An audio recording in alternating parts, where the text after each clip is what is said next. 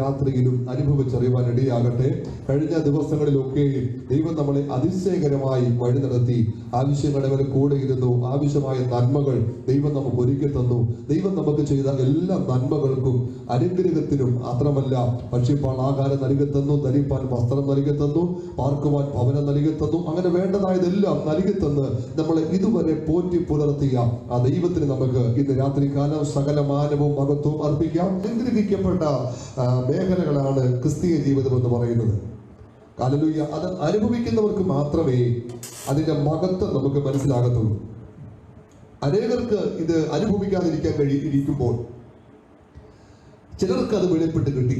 ഞാൻ ഇന്നലെ രാത്രിയിൽ ഒരു ലൈവ് പറഞ്ഞപ്പോൾ അതിനകത്തൂടെ ഞാൻ പറയാനിടയായി തീർന്ന് ഇങ്ങനെയാണ്. എഫേസ്യ ലേഖനത്തിനകത്ത് ഇങ്ങനെ അപ്പോസ്തലൻ പൗലോസ് എഫേസ്യ സഭയ്ക്ക് വേണ്ടി പ്രാർത്ഥിക്കുന്നു. ആ പ്രാർത്ഥനയിൽ രണ്ടാമത്തെ പ്രാർത്ഥന വിഷയമാണ് അവരുടെ ഹൃദയദൃഷ്ടി ഒന്ന് പ്രകാശിച്ചിട്ട് അവരുടെ വിളിയാനുള്ള ആശ ഇന്നതെന്ന് തിരിച്ചറിയേണ്ടതിനും ഞാൻ പ്രാർത്ഥിക്കുന്നു.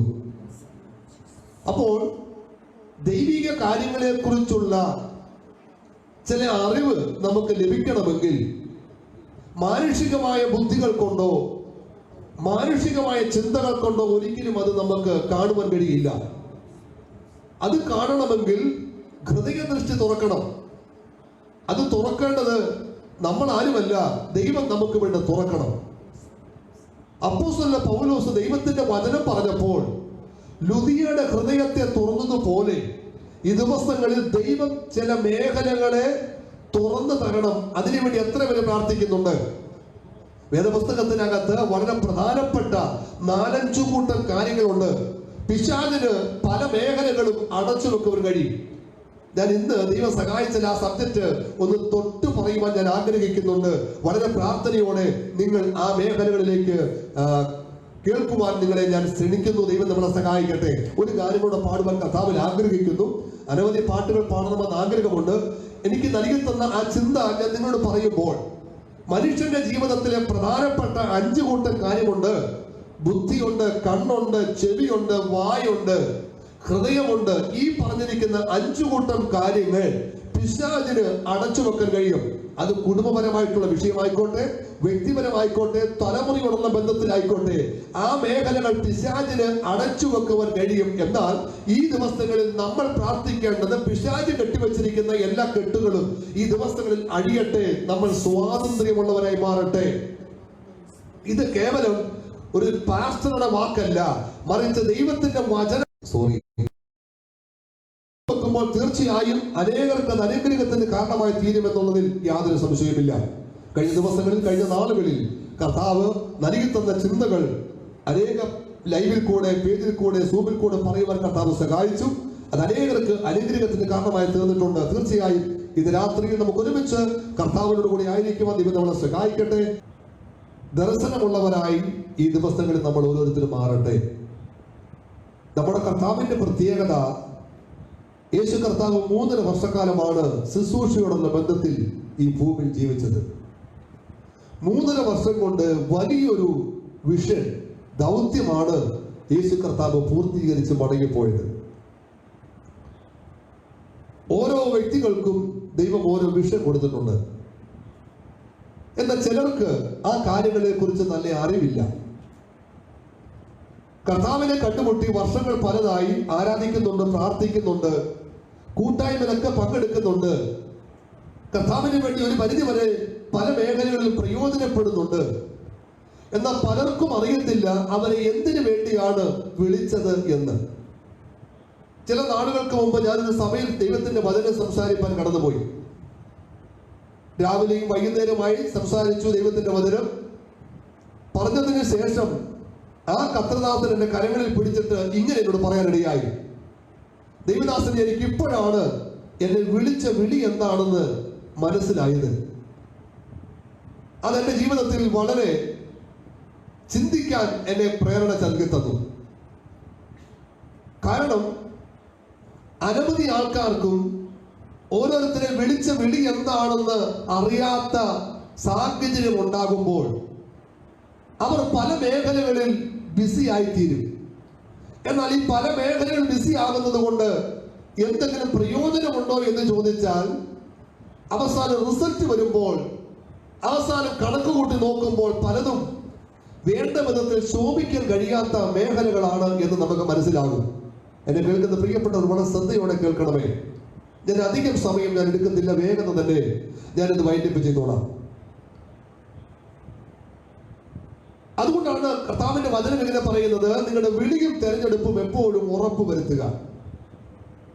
ഏതെങ്കിലും ഒരു പ്രവാചകൻ നമ്മുടെ തലയിൽ കൈവച്ചിട്ട് പറയുന്നതല്ല നമ്മളോടുള്ള വിളി.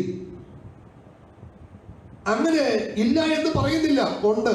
പക്ഷേ പേഴ്സണലായി നമുക്ക് ദൈവമായിട്ടുള്ള ബന്ധത്തിന്റെ അടിസ്ഥാനത്തിൽ ദൈവം നമ്മളോട് പറയുന്നത് അത് കേൾക്കുവാനും അത് അനുഭവിക്കുവാനും അറിയുവാനുമുള്ള ഒരു നിലവാരം നമ്മളിൽ ഇല്ല എങ്കിൽ നമ്മളെ ഏൽപ്പിക്കുന്ന കാര്യങ്ങൾ വിശ്വസ്തയോടെ ചെയ്യാൻ കഴിയില്ല. വിഷൻ എന്ന് പറയുമ്പോൾ എന്റെ ചിന്ത അതല്ല, ഞാൻ ഒന്ന് ഓടിച്ചു പറയാൻ. വിഷൻ എന്ന് കേട്ടപ്പോൾ എനിക്കൊരു സന്തോഷം തോന്നി. അതുകൊണ്ട് ആ വിഷനെ കുറിച്ച് ഒന്ന് രണ്ട് കാര്യം പറയുക. നെഹമ്യാവിനെ ദൈവം ഏൽപ്പിച്ച ഒരു വിഷൻ ഉണ്ട്.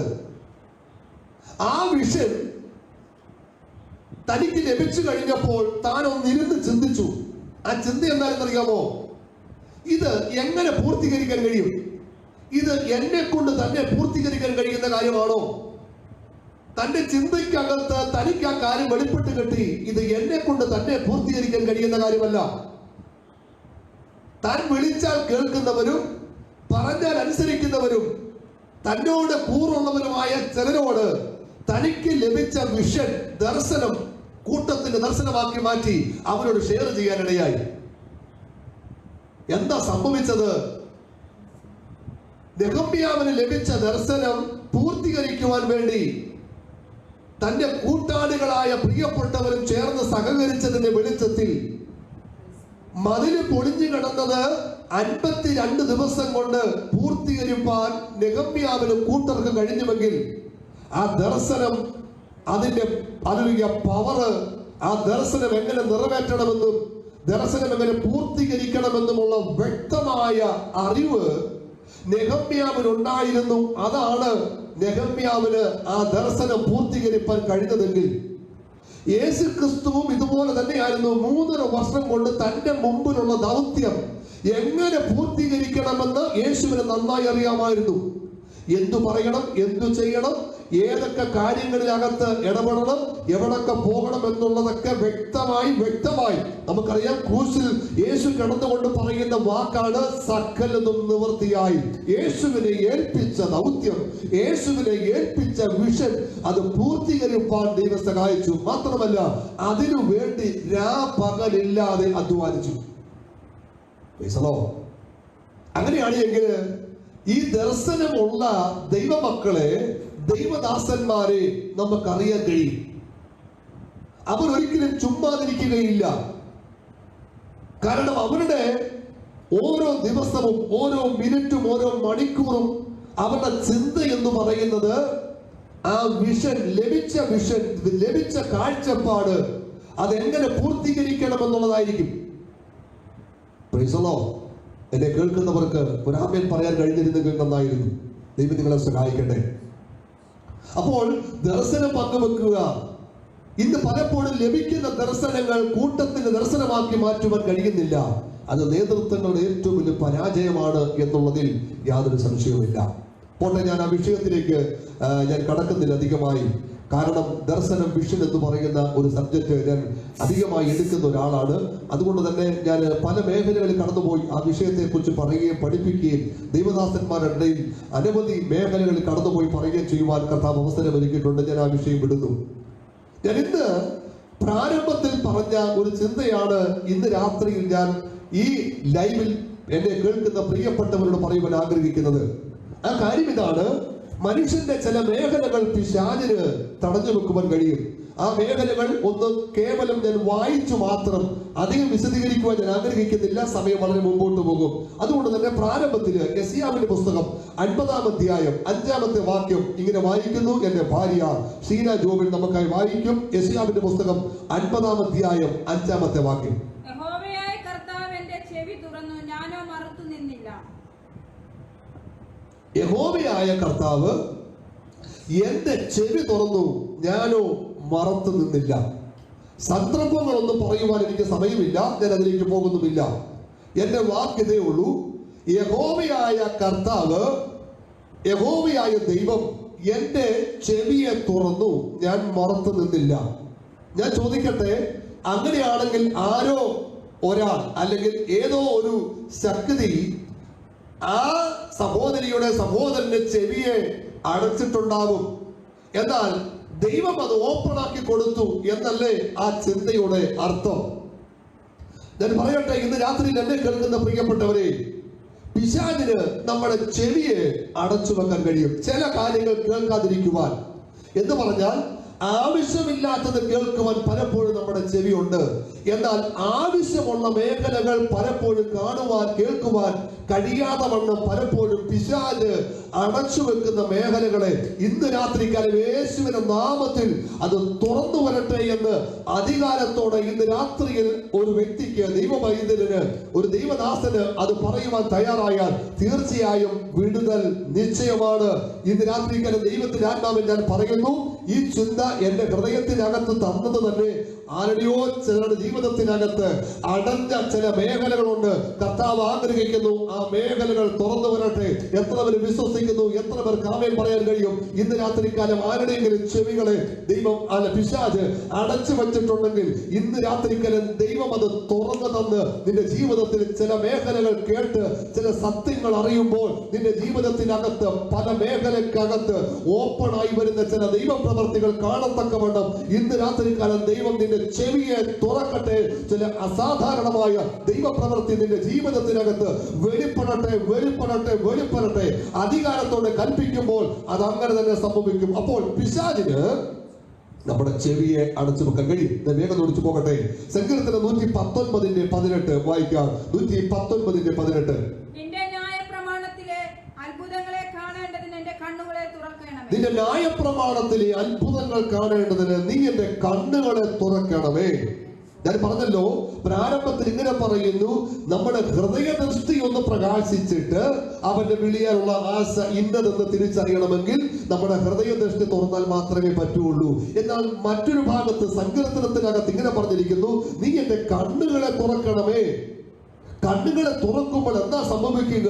ദൈവത്തിന്റെ അത്ഭുത പ്രവൃത്തികളെ കാണുവാൻ. ഞാൻ പറയട്ടെ, ചില മാനുഷികമായ നിലകളിൽ നമ്മുടെ നഗ്ന നേത്രങ്ങൾ കൊണ്ട് ചില മേഖലകൾ കാണാതിരിക്കുമ്പോൾ ഇന്ന് രാത്രിക്കാലം ദൈവമായി ചിലത് നിന്റെ കണ്ണുകളെ തുറക്കുമ്പോൾ ദൈവം നിന്റെ മുമ്പിൽ നിനക്കായി ഒരുക്കി വെച്ചിരിക്കുന്ന ചില നന്മകൾ, ചില അനുഗ്രഹങ്ങൾ കാണുവാൻ തക്കവണ്ണം ദൈവത്തിന്റെ കണ്ണുകളെ ഇന്ന് രാത്രിക്കാലം തുറക്കട്ടെ. ഞാൻ ഉദാഹരണമായിട്ടൊരു കാര്യം പറയാം.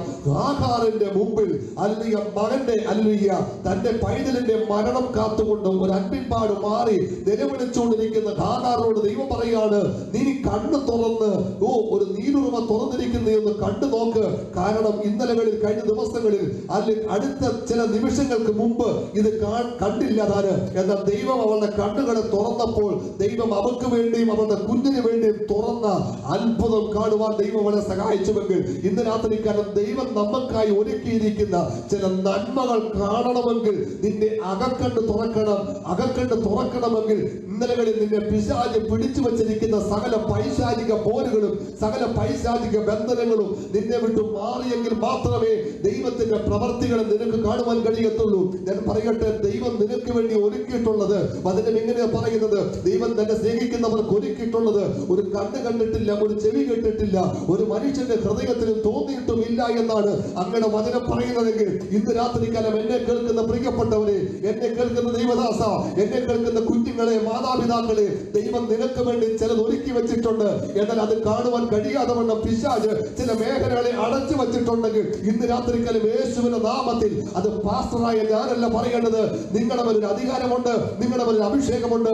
ഇത് അന്ത്യനാളാണ്, സകല ജഡത്തിന്റെ മേലും എന്റെ ആത്മാവിനെ പകരുമെന്നുള്ളത് ദൈവത്തിന്റെ വാഗ്ദത്തമായിരിക്കാൻ എല്ലാവരും അല്ല ക്രിസ്തുവിൽ വളർന്നേ മതിയാകത്തുള്ളൂ. അങ്ങനെയാണെങ്കിൽ ഇന്ന് രാത്രിക്കാലം രാത്രികാലം എന്നെ കേൾക്കുന്ന പ്രിയപ്പെട്ടവരെ, ഞാനും നമ്മളും ഒരുമിച്ച് ചേർന്ന് അതകം തുറന്നുകൊണ്ട് നിന്റെ കണ്ണുകളെ കെട്ടിവെച്ചിരിക്കുന്ന സകല പൈശാചിക പോരുകളും ഇന്ന് രാത്രികാലം അഴിഞ്ഞു മാറട്ടെ എന്ന് അതരം തുറന്ന് കൽപ്പിക്കുവാൻ തയ്യാറായാൽ, നിന്നെ ഇന്നലകളിൽ കെട്ടിവെച്ച നിന്റെ നന്മകൾ അപഹരിക്കുന്ന, നിന്റെ ഉയർച്ചകളെ അപഹരിക്കുന്ന, നിനക്ക് മുന്നേറുവാൻ കഴിയാതെ ഉയർച്ചകൾ തലയിലേക്ക് കടന്നു വരാതെ നിനക്ക് മുമ്പോട്ട് പോകാൻ കഴിയാതെ നിന്നെ കെട്ടുന്ന എല്ലാ കെട്ടുകളും ഈ ദിവസങ്ങളിൽ മാറി ദൈവം നിനക്ക് വേണ്ടി ഒരുക്കിയിട്ടുള്ളത് കാണുവാൻ തക്കവണ്ണം നിന്റെ കണ്ണുകളെ ദൈവം തുറക്കട്ടെ എന്ന് ഇന്ന് രാത്രിക്കാലം വളരെ ശക്തമായി ഞാൻ ദൈവാത്മാവിൽ പറയുന്നു. അടുത്തത് അപ്പോസ്തല പ്രവൃത്തി പുസ്തകം 16-ാം അധ്യായം അതിന്റെ 14-ാമത്തെ വാക്യം വായിക്കാം.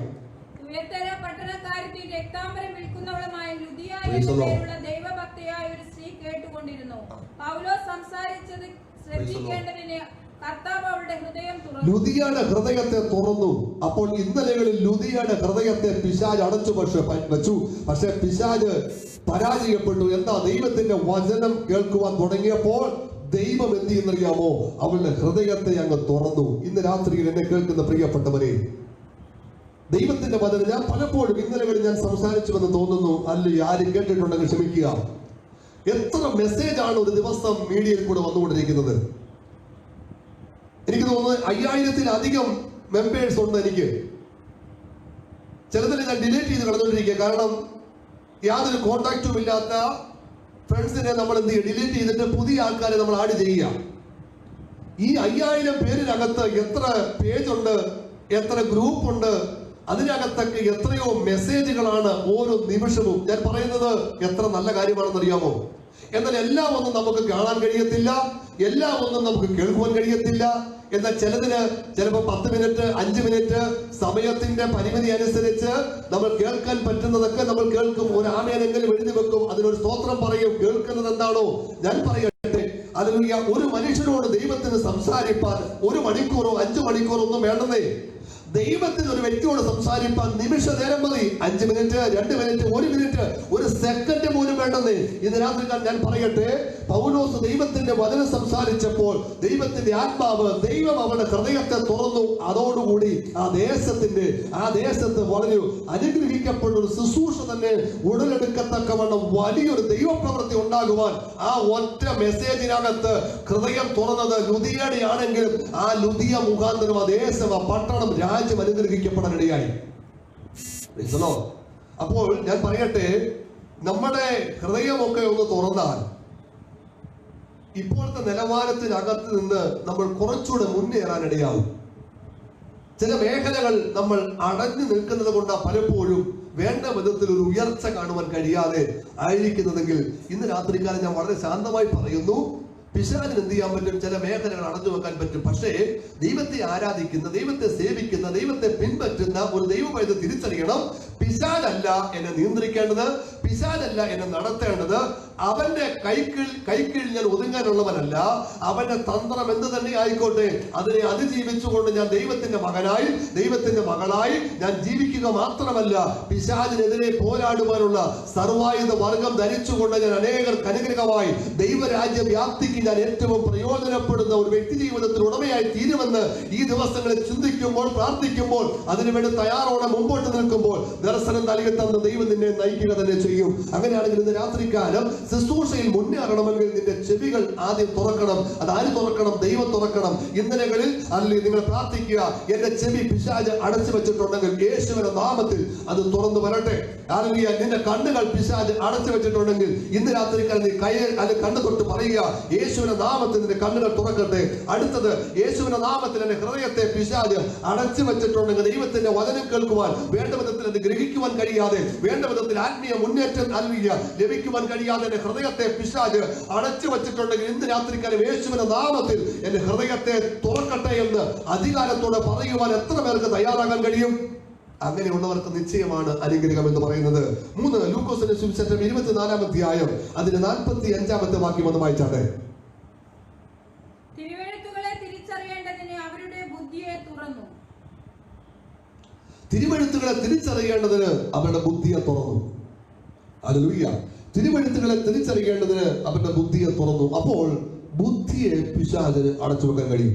എന്നോട് ദൈവാത്മാവ് പറയുന്നു, ചില മേഖലകളിൽ ചില തലമുറകളുടെ ബുദ്ധിയെ കെട്ടിവെച്ചിരിക്കുന്ന ചില മാതാപിതാക്കൾ വല്ലാതെ ഭാരപ്പെടുന്നുണ്ട്. കഴിവുണ്ട്, എല്ലാം ഉണ്ടെങ്കിലും വേണ്ട വിധത്തിൽ തന്മയത്വപരമായി പല കാര്യങ്ങളും ചെയ്യുവാൻ കഴിയാത്ത നിലകളിൽ കുഞ്ഞുങ്ങളായിരിക്കുന്ന മാതാപിതാക്കൾ, എന്നെ കേൾക്കുന്ന പ്രിയപ്പെട്ടവർ ആരെങ്കിലും ഉണ്ടെങ്കിൽ തീർച്ചയായും ഞാൻ ഇന്ന് ദൈവാത്മാവിൽ പറയുന്നു, നമ്മുടെ കുഞ്ഞുങ്ങളുടെ തലകളിൽ കൈവച്ച് അങ്ങനെയുള്ള കുഞ്ഞുങ്ങളെ യേശുവിന്റെ കരങ്ങളിലേക്ക് സമർപ്പിക്കുകയും അപ്പോൾ തന്നെ അവരിൽ വ്യാപരിക്കുന്ന ഏതെങ്കിലും പൈശാചിക പോരുകൾ, ഞാൻ പറഞ്ഞല്ലോ ഏതാണ്, ബുദ്ധി മണ്ഡലങ്ങളുടെ മേൽ പോരാടുന്ന ഏതെങ്കിലും പൈശാചിക മേഖലകൾ അവർക്കുണ്ട് എന്ന് തോന്നിയാൽ ഇന്ന് രാത്രികാലം ദൈവാത്മാവിൽ പറയുന്നു, അത് ഞാനല്ല അത് തുറക്കേണ്ടത്, മറിച്ച് എന്നെ കേൾക്കുന്നവർ ആരാണോ നിങ്ങൾക്ക് അതിനുള്ള അധികാരമുണ്ട്, നിങ്ങൾക്ക് അതിനുള്ള അഭിഷേകമുണ്ട്. നിങ്ങൾ അതിനെ തുറന്ന്, നിങ്ങൾ നാവ് തുറന്ന് കൽപ്പിക്കുവാൻ നിങ്ങൾ തയ്യാറായാൽ തീർച്ചയായും നിങ്ങളുടെ കുടുംബത്തിനകത്ത് വലിയൊരു നന്മ, അനുഗ്രഹം, ഉയർച്ച ദൈവം നൽകി തരുമെന്നുള്ളതിൽ യാതൊരു സംശയമില്ല. അടുത്ത സങ്കീർത്തന പുസ്തകം 51:15 ഞാൻ വേഗം നിർത്താം.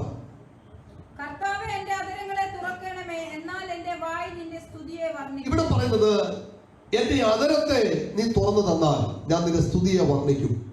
സത്യവ പല മേഖലകളിലും പലരും പറയാറുണ്ട്, നാവിന് വളരെ ബന്ധനങ്ങൾ, വാക്കുകൾ വേണ്ട വിധത്തിൽ പറയുവാൻ കഴിയാതെ, അകത്ത് ഒത്തിരി ആശയമുണ്ട്, പക്ഷേ വാക്കുകൾ കൊണ്ട് അത് പറയുവാൻ കഴിയുന്നില്ല, ദൈവത്തെ ആരാധിക്കുവാൻ കഴിയുന്നില്ല. അതുകൊണ്ട് തന്നെ ഇന്ന് രാത്രികാലം എന്നെ കേൾക്കുന്ന പ്രിയപ്പെട്ടവരെ, നാവ് ഹല്ലേലൂയ അത് ഏറ്റവും അനുഗ്രഹമാണ്. എന്നാൽ അങ്ങനെയാണെങ്കിൽ ഈ നാവിന്റെ കെട്ടുകളെ യേശുവേ നീ തുറന്നു തരണം. പിശാച് നാവിന്റെ കെട്ടുകളെ കെട്ടിവെച്ചിട്ടുണ്ടെങ്കിൽ പാട്ടുകൾ പാടുവാൻ കഴിയാതെ, ദൈവത്തിന്റെ വചനം പറയുവാൻ കഴിയാതെ, പലപ്പോഴും പല മേഖലയ്ക്കകത്ത് അസ്വസ്ഥത അനുഭവിക്കുന്ന ചില പ്രിയപ്പെട്ടവരുണ്ട്. ചില വാക്കുകൾ ലഭിക്കാതെ വരുന്നു, വാക്കുകൾക്ക് വേണ്ടി തപ്പുന്നു, ആശയം അകത്ത് ഒത്തിരി ഉണ്ട്, പക്ഷെ ലഭിക്കുന്നില്ല. എന്നാൽ കർത്താവിന്റെ വചനം പറയുകയാണ്, നീ എന്നെ അതരത്തെ തുറന്നാൽ ഞാൻ നിന്റെ സ്തുതിയെ വർണ്ണിക്കും. അങ്ങനെയെങ്കിൽ ഇന്ന് രാത്രികാലം ഞാൻ ഇവിടെ വൈൻഡപ്പ് ചെയ്യാൻ പോവുകയാണ്. ഇവിടെ പറഞ്ഞിരിക്കുന്ന 5 കൂട്ടം കാര്യങ്ങൾ. 1, നിങ്ങൾ ഓർക്കുക, എന്റെ ചെവിയെ തുറക്കണമേ. 2, എന്റെ കണ്ണുകളെ തുറക്കണമേ. 3, എന്റെ ഹൃദയത്തെ തുറക്കണമേ. 4, എന്റെ ബുദ്ധിയെ തുറക്കണമേ. 5, എന്റെ അതരത്തെ തുറക്കണമേ. ഈ 5 മേഖലകൾ പിശാചിന് കെട്ടിവെക്കാൻ കഴിയും. എന്നാൽ വിജയം ക്രിസ്തുവിനാണുള്ളത്. ഇന്നേക്ക് 2020 വർഷങ്ങൾക്ക് മുമ്പ് കർത്താവായ യേശു കാൽവരി ക്രൂശിൽ യാഗമായി തീർന്നത് പിശാച് കെട്ടിയ എല്ലാ കെട്ടുകളും അവന്റെ തലയെ തകർക്കുവാനാണ് യേശു ഈ ഭൂമിയിൽ വന്നത്. അവൻ ഹല്ലേലൂയ 2 കള്ളന്മാരുടെ നടുവിൽ ഹല്ലേലൂയ 3 ആണികളിൽ അവൻ ക്രൂശിൽ ഹല്ലേലൂയ യാഗമായി തീർന്നത് കേവലം അല്ലെങ്കിൽ മറ്റുള്ളവരുടെ നോട്ടത്തിൽ പരാജയപ്പെട്ടവനാണെന്ന് തോന്നുമെങ്കിലും ഞാനൊരു കാര്യം പറയാം, പിശാചിന്റെ തലയെ തകർക്കുകയായിരുന്നു ഓരോ നിമിഷവും. ഹല്ലേലൂയ ആ യേശുവിന് ഓരോ തുള്ളി രക്തവും ഇറ്റിട്ട് താഴോട്ട് വീഴുമ്പോൾ, ആ യേശുവിന്റെ ജീവൻ ഓരോ നിമിഷവും നഷ്ടപ്പെടുമ്പോഴും സത്യത്തിൽ ഹല്ലേലൂയ പിശാച് നിന്ന് വിറയ്ക്കുക. കാരണം എന്താണെന്നറിയാമോ? അവൻ ഇന്നലകളിൽ കെട്ടിവെച്ചിരിക്കുന്ന, ഇന്നലകളിൽ അവന്റേതെന്ന് കരുതിയ ഈ ഹല്ലേലൂയ എല്ലാ മേഖലകളും ഹല്ലേലൂയ തകർന്ന് തരിപ്പണമാകുന്ന നിമിഷങ്ങളായിരുന്നു അവിടെ സംഭവിച്ചത്. അതുകൊണ്ട് തന്നെ ഇന്ന് രാത്രിക്ക് ഞാൻ പറയട്ടെ, ക്രൂശിൽ ജയോത്സവമായി നമ്മളെ നടത്തുന്ന ഇത്ര നല്ല കർത്താവ് നമ്മുടെ കൂടെയുള്ളപ്പോ അവൻ അത്ഭുതങ്ങളുടെ ദൈവമത്രേ, അവൻ അതിശയങ്ങളുടെ ദൈവമത്രേ, അവൻ നമ്മളെ പോറ്റുവാൻ, പുലർത്തുവാൻ, കരുതുവാൻ ശക്തനായ ഈ ദൈവം എന്റെ കൂടെയുള്ളപ്പോൾ നീ ആരുടെ മുമ്പിൽ തലവലിക്കേണ്ടി വരത്തില്ല, നീ ആരുടെ മുമ്പിൽ കൈ നീട്ടേണ്ടി വരത്തില്ല. നിന്നെ തല ഉയർത്തിപ്പിടിച്ച് അഭിമാനത്തോട് നിർത്തുവാൻ കഴിവുള്ള ഒരേ ഒരു ദൈവം, അവനാണ് കർത്താവായ യേശു. എന്നെ മാനിക്കുവാൻ ശക്തനായ ദൈവമത്രേ. ആ ദൈവത്തിന്റെ കരങ്ങളിലേക്ക് ഇന്ന് രാത്രികാലം ഏൽപ്പിച്ചു കൊടുക്കുവാൻ തയ്യാറായ, അല്ലെങ്കിൽ ലജ്ജിപ്പാൻ ഇടയാകാതെ, നീ ആരുടെ മുമ്പിൽ തലകൊലുപ്പാൻ ഇടയാതെ, ദേശക്കാരുടെ മുമ്പിൽ, ചാർച്ചക്കാരുടെ മുമ്പിൽ, ബന്ധുക്കളുടെ മുമ്പിൽ നീ ഇന്ന് ഹല്ലേലൂയ ഭയപ്പെടുന്നവരുടെ നടുവിൽ നിന്നെ തല ഉയർത്തിപ്പിടിച്ച് അഭിമാനത്തോടെ നടത്തുവാൻ കഴിവുള്ള ഒരേ ഒരു ദൈവം, അവനത്രേ നമ്മുടെ കർത്താവായ യേശു. ഇന്ന് രാത്രി ഞാൻ പറയട്ടെ, എന്നെ മാനിക്കുന്നവരെ ഞാൻ മാനിക്കും. അത് ദൈവത്തിന്റെ വാഗ്ദത്തമായിരിക്കാൻ ഇന്ന് രാത്രി നിങ്ങൾ ഒരുമിച്ച് ചേർന്ന് ഞങ്ങളെ കേട്ട ഒരു ദിവസങ്ങൾ ഞങ്ങളെ കാണുന്ന കേൾക്കുന്ന സകലരെയും ഞങ്ങൾ ബ്ലസ് ചെയ്യുന്നു. എല്ലാവരും അനുഗ്രഹിക്കട്ടെ. വിഷൻ വോയിസിന്റെ ആത്മനായി പ്രവർത്തിക്കുന്ന കർത്തദാസിന്റെ കുടുംബത്തിൽ അവരുടെ പ്രവർത്തനങ്ങളെ ദൈവം ധാരാളമായിട്ട് അനുഗ്രഹിക്കട്ടെ, ഏറിയ നന്മകൾ കൊണ്ട് നിറയ്ക്കട്ടെ എന്ന് പറഞ്ഞുകൊണ്ട് ഞങ്ങൾ ഇവിടെ വൈദ്യം ചെയ്യുന്നു. ദൈവം നമ്മളെ സഹായിക്കട്ടെ. എന്നെയും എന്റെ കുടുംബത്തെ ഓർത്ത് പ്രാർത്ഥിക്കുക. ദൈവം നമ്മളെ സഹായിക്കുമാറാകട്ടെ. ആമേൻ.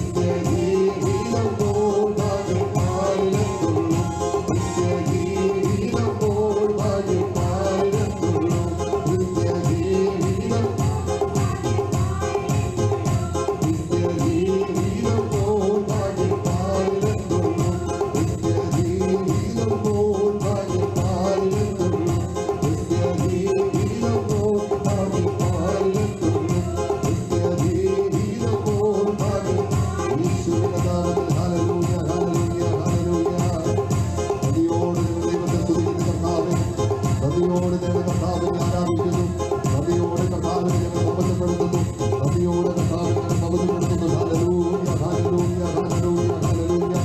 ഓ കർത്താവേ, ഞങ്ങളുടെ കൃപ ഞങ്ങളുടെ മേൽ പകരണമേ, ഞങ്ങളുടെ സാന്നിധ്യം ഞങ്ങളുടെ മേൽ പകരണമേ, ഞങ്ങളുടെ കൃപ ഞങ്ങളുടെ മേൽ പകരണമേ, ഞങ്ങളുടെ കൃപ ഞങ്ങളുടെ മേൽ പകരണമേ. Hallelujah hallelujah hallelujah hallelujah hallelujah hallelujah. Hallelujah hallelujah hallelujah. ദൈവത്തിന്റെ അതിപരിശുദ്ധമായ നാമം ഇന്ന് രാത്രിയിൽ വീണ്ടും വാഴ്ത്തപ്പെടുമാറാകട്ടെ. ഇന്ന് രാത്രിയിൽ ഒരുമിച്ച് വിഷൻ വോയിസ് എന്ന് പറയുന്ന ഈ ഫേസ്ബുക്ക് പേജിൽ കടന്നു വരുവാൻ കർത്താവ് ഒരുക്കിയ കൃപയ്ക്കായി നന്ദിയോടെ സ്തോത്രം ചെയ്യുന്നു. വിഷൻ എന്ന് പറയുമ്പോൾ ദർശനം,